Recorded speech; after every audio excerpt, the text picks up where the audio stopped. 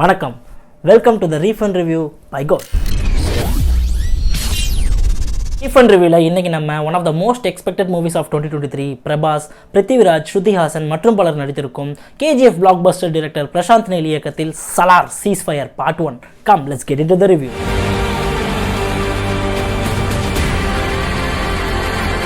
இந்த சலார் மூவி நம்ம refund review பெனிஃபிட்ஸில் வருதா இல்லைன்னு தெரிஞ்சுக்க இந்த வீடியோ நீங்கள் கடைசி வரைக்கும் ஸ்கிப் பண்ணாமல் பார்க்கணும். அப்போ தான் உங்கள் டிக்கெட் அமௌண்ட் ரீஃபண்ட் கிடைக்குமா கிடைக்காதுன்னு உங்களுக்கு தெரியும். படத்தோட பிளாட், கான்சார்ன்ற ஒரு சிட்டி இந்தியா வரைபடத்துலேருந்து எக்ஸ்க்ளூட் ஆகிருக்க மாதிரி ஒரு இமேஜினரி சிட்டி.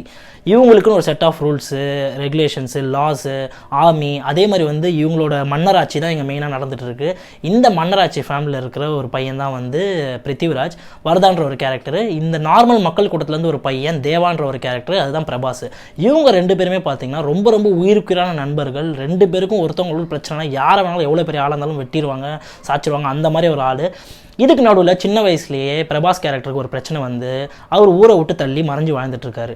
ஃப்யூச்சரில் பிருத்திவிராஜ் க்ரௌனுக்கு அவரோட அரியாசனத்துக்கு ஒரு பிரச்சனை வர்றதுன்னு தெரிஞ்சு அவர் போய் பிரபாஸை கூட்டிகிட்டு வந்து இந்த பிரச்சனையெல்லாம் தீர்த்து வச்சு பிரபாஸ் வந்து பிருத்திவிராஜுக்கு அந்த அரியாசனத்தை கொடுத்தாரா இல்லை இந்த படத்தில் டேரக்டர் முன்னாடியே சொன்ன மாதிரி ஒரு ஒன் லைன் ரெண்டு உயிருக்குறான நண்பர்கள் எப்படி வந்து ரெண்டு எனிமீஸாக மாறினாங்க அப்படின்றது தான் படத்தோட plot. Salaar movie A certified for it's rich violence and run time பார்த்தீங்கன்னா 2 hours 52 minutes. படத்தோட ஃபர்ஸ்ட் ஆஃப், பிரபாஸ் கேரக்டர் சின்ன வயசுலேருந்தே ரூத்லெஸ், வைலண்ட், ஃபியர்லெஸ். அவன் வந்து பிருத்திவிராஜோட அவன் ஃப்ரெண்டுக்காக என்ன வேணாலும் பண்ணுவான் இறங்கின்ற விஷயத்த படத்தோட இன்ட்ரடக்ஷன் ஷாட்லேயே வந்து தெளிவாக காட்டிடுறாங்க. பிரபாஸ் கேரக்டர் சின்ன வயசுலேருந்தே கான்சார் சிட்டிலேருந்து ஓடி வந்து அசாமில் ஒரு டவுனில் ஒரு மெக்கானிக்காக வாழ்ந்துட்டு வராரு. இதுக்கு நடுவில் ஸ்ருதி ஹாசன் ஃபாரின் ரிட்டனாக வந்து ஒரு நடுவில் ஒரு பெரிய பிரச்சனையில் மாட்டிக்கிறாங்க. அந்த பிரச்சனையிலேருந்து காப்பாற்ற பிரபாஸ்கிட்ட ஹெல்ப் கேட்டு பிரபாஸ்கிட்ட விட்டுறாங்க. பிரபாஸ் வந்து ஸ்ருதி ஹாசன் வந்து வில்லன்களை வந்து தேடி வந்து காப்பாற்றுறப்ப இவர் பொறுமையாக பில்டப் ஏற்றிட்டே இருக்காங்க பிரபாஸ் கேரக்டரை. இவர் வந்து பார்த்தீங்கன்னா நமக்கு வந்து படத்தில் முன்னாடியே காட்டுற மாதிரி இவன் பயங்கரமான கேரக்டராக இவனை தொடாதீங்க, ஆனால் வந்து இவர் வந்து அம்மா கீழ்ச்சக்கோட்டை தாண்டாத மாதிரி ஒரு சைலண்டான ஒரு கேரக்டராக மெயின்டைன் பண்ணிட்டு வராங்க. இதுக்கப்புறம் இவர் பில்டப் ஏற்றி இவன் எப்படா அடிப்பான்ற ஒரு டென்ஷனை கிரியேட் பண்ணி இன்டர்வல் பிளாக்ல அதை கரெக்டாக வந்து ஹை பாயிண்ட் எடுத்து அதை ரிவீல் பண்ணுற விஷயம் ரொம்பவே நல்லாயிருக்கு. இதுதான் படத்தோட ஃபர்ஸ்ட் ஆஃப். படத்தோட செகண்ட் ஆஃப், கான்சார் சிட்டி வந்து ஏன் இவ்வளோ பவர்ஃபுல்லாக இருக்குது, அது எப்படி ஃபார்ம் ஆச்சு, அதுக்கப்புறம் வந்து அவங்க வந்து செட் ஆஃப் ரூல்ஸ், ஆர்மிஸ், இவங்களாம் வந்து இந்தியன் லாக்கே வந்து அபைட் ஆக மாட்டாங்க, ஆனால் வந்து இவங்க லாக்கு வந்து இந்தியா வந்து ஃபுல்லாக கட்டுப்படிக்கணும். இந்த மாதிரி விஷயம்லாம் வந்து ரொம்ப பயங்கரமான பில்டப் ஏற்றுறாங்க இந்த கான்சார் சிட்டியை பற்றியுமே. இந்த கான்சார் சிட்டியில் மன்னர் ஆட்சி நடக்கிறதுனால அந்த மன்னர் ஃபேமிலியில் உள்ள வந்து அந்த க்ரௌனுக்கு வந்து ஒரு பிரச்சனை ஆகுது. இந்த க்ரௌனில் வந்து பார்த்தீங்கன்னா பிருத்திவிராஜ் வந்து எலிஜிபிளாக வந்து அவர் தான் வந்து இந்த க்ரௌனுக்கு அடுத்த உரிமை. ஏன்னா வந்து மன்னரோட சன்னாக வந்து பிருத்திவிராஜ் தான் இருக்கார். ஆனால் வந்து அவர் தனியாக ஒதுக்கி வச்சுருக்காங்க. ஏன்னா இவர் சின்ன வயசில் பிரபாஸ்க்காக பண்ண ஒரு விஷயத்தால் இவர் வந்து தனியாக ஒதுக்கி வைக்கப்படுறாரு.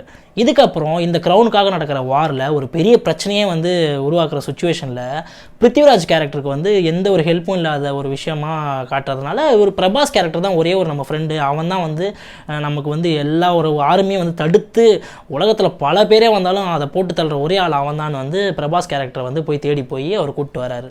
இதுக்கப்புறம் பிரபாஸ் கேரக்டர் பிருத்திவிராஜுக்காக அந்த ஆர்மி படை எல்லாத்தையும் அடித்து துவம்சம் பண்ணி பிருத்திவிராஜுக்கு அந்த க்ரௌன் வந்துச்சா இல்லையா, இல்லை இந்த பிளாட்டில் சொன்ன மாதிரியே எப்படி இவங்க ரெண்டு பேரும் வந்து ஒரு பெரிய எனிமீஸாக மாறினாங்களா இல்லையா, இதுதான் படத்தோட செகண்ட் ஆஃப். ஃபர்ஸ்ட் படத்தோட பாசிட்டிவ்ஸ் பார்த்தலாம், ஏன்னா அதுதான் ரொம்ப ரொம்ப குயிக்காக முடிய போகுது. டெக்னிக்கலி இந்த படம் வந்து ரொம்ப ரொம்ப ஸ்ட்ராங்கான ஒரு படம். KGF 1 and 2 மாதிரியே இந்த படத்துக்கான சேம் ட்ரீட்மெண்ட் தான். சினிமாட்டோகிராஃபி வைஸ் பார்த்தீங்கன்னா அதே டாக் பேலட்ஸு, விஷுவலி வந்து ஒரு ஆக்ஷன் பிளாக்குக்கு என்ன தேவையோ அதெல்லாம் என்னென்ன பண்ணுமோ அதெல்லாம் கரெக்டாக ஆப்டாக பண்ணியிருக்காங்க. அன்பறிவு ஸ்டண்ட்டும் பார்த்தீங்கன்னா KGF 1 and 2 எவ்வளோக்கு எவ்வளோ சூப்பராக பேசப்பட்டுச்சோ இதுலேயும் வந்து அதே மாதிரி ஒரு மாஸ் எலமெண்ட்ஸு, அவ்வளோ க்ரௌட் ஹேண்டிலிங்கு, இதெல்லாம் வந்து பார்த்திங்கன்னா அன்பறிவுக்கு வந்து அது ரொம்பவே ஈஸியான விஷயமா KGF 1 and 2 அப்புறம் மாறிச்சு. இந்த படத்துலையும் வந்து அதை வந்து ரொம்ப நீட்டாக ஹேண்டில் பண்ணியிருக்காருன்னு தான் சொல்லணும். கொஞ்சம் வந்து அப்பப்போ கொஞ்சம் ஒரு ஓவராக டோசேஜ் இருந்தாலுமே இந்த படத்துக்கு அது தேவைதான்ற மாதிரி நம்மளுக்கு அந்த ஸ்டன்ஸ் பார்க்கும்போது ஃபீல் ஆகுது. செகண்ட் திங் வந்து பார்த்திங்கன்னா படத்தோட எடிட்டிங் KGF 1 and 2 மாதிரியே இதுலேயுமே வந்து அந்த ஆக்ஷன் சீக்வன்ஸுக்கு சக்குன்ற எடிட்டிங் வந்து ஃபாஸ்ட்டாக மூவ் ஆகுது. ஸோ அந்த ஆக்ஷன் சீக்வன்ஸஸ்க்கு மட்டும் வந்து பார்த்தீங்கன்னா எடிட்டிங் ஒரு பெரிய பெரிய பலமாக இருந்திருக்கு. பிரபாஸோட ஃபிசிக் பார்த்தீங்கன்னா அந்த அடிக்கடி ட்ரைசெப்ஸ் தூக்கி காட்டுறது, அந்த ஒரு விஷயம்லாம் வந்து ஒரு ஸ்வாகாக வந்து பண்ணுற விஷயம் வந்து அவருக்கு ஏற்ற மாதிரி வந்து அவர் ஃபிசிக்கை மெயின்டைன் பண்ணியிருக்காரு இந்த படத்துக்கு. ஸோ அதுக்கு ஒரு பெரிய பெரிய பாராட்டு கொடுக்கணும். ஃபைனலாக படத்தோட ஆர்ட் டிபார்ட்மெண்ட் அந்த CG, ஏன்னா இந்த படம் வந்து 90% வந்து இண்டோரில் தான் இருக்குது. அது சில விஷயம் வந்து செட்டுன்றது வந்து ரொம்ப ரொம்ப தெரியாத அளவுக்கு வந்து அந்த பேக்ட்ராப் வந்து அந்த ப்ரீவியஸ் காலகட்டம் இல்லை ஒரு இமேஜினரியாக ஒன்று காட்டுற ஒரு சிட்டி ஆகட்டும், இதெல்லாம் வந்து நீட்டான ஆர்ட் ஒர்க் இருக்குது. அதேமாதிரி CGயும் வந்து பார்த்திங்கன்னா அந்த நம்ம இங்கிலீஷ் ஹாலிவுட் மூவிஸில் பார்க்குற மாதிரி 300 அந்த மாதிரி நிறையா அந்த கண்டெம்பரரி ஸ்டைல் மூவிஸ்லாம் பார்க்குறப்ப அதே மாதிரி ஒரு சிஜியை வந்து இங்கேயும் வந்து இம்ப்ளிமெண்ட் பண்ணியிருக்காங்க. ஸோ அதுவும் வந்து பெருசு தட்டாமல் கரெக்டாக இருக்குது. படத்தோட நெகட்டிவ்ஸ், இந்த படத்தோட பெரிய நெகட்டிவாக நான் பார்க்குறது கேஜிஎஃபோட ட்ரீட்மெண்ட் தான். ஏன்னா கேஜிஎஃப் 1 பார்த்தீங்கன்னா நிறைய பேருக்கு ஒர்க் அவுட் ஆகல வந்த புதுசில். ஏன்னா வந்து தமிழ் ஆடியன்ஸ் மத்தியில் பார்த்தீங்கன்னா இந்த படம் என்னடா ரொம்ப ஓவர் மசாலாவாக இருக்குது, ஒருத்தன் ஒரு 1000 பேரை போட்டு அடிக்கிறான், இது எப்படா வந்து நல்லாயிருக்கு, அதே மாதிரி ஹை டோனில் வந்து அந்த ஹரிபாட்டில் வர மாதிரி பேசுறது, இந்த மாதிரி விஷயங்கள்லாம் வந்து ஸ்டார்டிங்கில் வந்து கொஞ்சம் வியர்டாக தான் இருந்துச்சு. அதுக்கப்புறம் அந்த படம் வந்து லேட்டரான் பயங்கர ஹிட் ஆகி கேஜிஎஃப் 2 வந்து பார்த்திங்கன்னா அதே பேட்டர்னில் தான் இருக்கும். ஆனால் வந்து இது அவரோட பிராண்டு ட்ரேட்மார்க்கு, பிரசாந்த் நீலோட ட்ரேட்மார்க்குன்னு நம்ம எடுத்துக்கிறப்ப அந்த படம் வந்து கதை வைஸ் வந்து ரொம்பவே சூப்பராக வந்து வச்சுருப்பாங்க. ஸ்க்ரீன் பிளே வைஸுமே வந்து பக்காவாக வந்திருக்கும். ஆனால் இந்த படத்தில் என்ன மேஜரான ஒரு ஃப்ளானா, அதே ட்ரீட்மெண்ட்டை யூஸ் பண்ணவங்க கதை wise, plot wise, screenplay wise ரொம்ப ரொம்ப மெனக்கெடவே இல்லை. ஏன்னா வந்து அந்த பில்டப்ஸ் மட்டும் தான் அதிகமாகவே இருக்குது படத்தில். இந்த படத்துக்கு சலார்னு பேர் வச்சதுக்கெல்லாம் பில்டப்னு வச்சுருக்கலாம். ஏன்னா வந்து அப்படி ஒரு பில்டப்புங்க, ஏற்றிக்கிட்டே இருப்பாங்க உங்களை போட்டு. என்னடா இது, ஒரு ஸ்டேஜுக்கு மேலே தலைவலியாக வந்தது, இவன் எத்தனை பேர் தான் அடிப்பான், உலகத்தில் யார் வந்தாலும் இவன் ஒரு ஆள் அடித்து பொழந்துருவான் போலக்கு, அந்த மாதிரி ஒரு விஷயம் தான் வந்து காட்டிகிட்டே இருக்கிறது வந்து நமக்கே சலிப்பு தட்டி போயிடுது. அதுவும் செகண்ட் ஆஃப் நகர இதெல்லாம் பார்த்தீங்கன்னா ரொம்பவே சில விஷயம்லாம் நம்மளை பொறுமையை சோதிக்கிற மாதிரி டுவர்ட்ஸ் த கிளைமேக்ஸ் நடக்குது. ஆக்ஷன் சீக்வன்சஸ், அவ்வளோ சீக்வன்சஸ் ஃபோர்ஸ் ஃபிட்டிங்காக தேவையில்லாத விஷயத்தில் நிறையா வருது. எதுக்கு வந்து பிருத்திவிராஜ் வந்து பிரபாஸ் கேரக்டர் வந்து இந்த அவரோட ஸ்டோரிக்குள்ளே கூட்டு வந்தார், அந்த ஒரு பர்பஸே சால்வ் பண்ண விடாமல் அவர் அடக்கி வச்சுட்டே இருப்பார் எல்லா சீன்லையுமே. ஏன்னா நமக்கே தெரியும் ஒரு சீக்வன்ஸ் வரும், அப்போ வந்து பயங்கரமாக வெடிக்க போகிறாரு, அப்போது மாச எலமெண்ட்ஸ் பயங்கரமாக தெரிக்க போகுது அப்படின்ற ஒரு விஷயம் நமக்கே தெரியுது. இதில் மசாலா ஆக்ஷன் சீக்வன்சஸ் நிறையா இருக்குது. அடித்தா வந்து ஒரு 10 அடி தூரம் கூட கிடையாதுங்க, 100 அடி தூரம் பறக்கிற மாதிரிலாம் நிறையா இருக்குது. அந்த மசாலா வந்து ஓவராக நெடியேறது தான் வந்து நம்மளால் தாங்கிக்க முடியல. ஸோ பிரசாந்த் நீல் வந்து அவரோட தீமான கேஜிஎஃப் 1 and 2 ஃபாலோ பண்ணி இது எடுத்தது வந்து ரொம்ப ரொம்ப பெரிய ஒரு டிசாஸ்டர் தான். இதை வந்து அவர் பார்ட் 2ல் வந்து ஃபாலோ பண்ணாமல் கேஜிஎஃப் 1 and 2 கனெக்ட் பண்ணி அந்த மாதிரி ஏதாவது ஒன்று பண்ணால் வந்து இந்த சலார் மூவி தப்பிக்க வாய்ப்பு இருக்குது. படத்தோட பிளாட்டுமே பார்த்தீங்கன்னா ரொம்ப ரொம்ப பழைய பிளாட் தான். ஏன்னா தமிழ் ஆடியன்ஸுக்கு நான் நல்லாவே பார்க்கும்போதே தெரியும், 2 ஃப்ரெண்ட்ஸு எனிமையாக மாறுறாங்க. இது வந்து அண்ணாமலை படத்துலேயே வந்து நம்ம பார்த்துருக்கோம்.